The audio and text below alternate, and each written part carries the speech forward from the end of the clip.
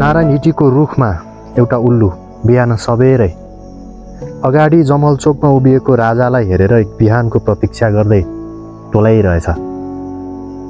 त्यो बिहान महानगरको झाडु कुचोले दरबार सडक चिटिक्क बढारिसकेपछि चिल्लो गाडीहरूको एक लस्करले रातो बत्ती अनि कोलाहल आवाजको साथ नारायण हिटीको टुप्पोलाई गिज्याउँदै पर सिंहदरबारतिर सुइँ हुर्किन्छ।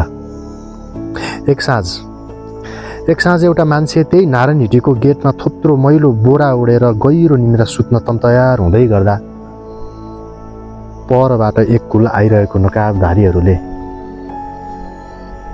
एक बिहान नारायण हिटीको टुप्पोमा घाम झुल्किन्छ तर ढोका खुल्दैन।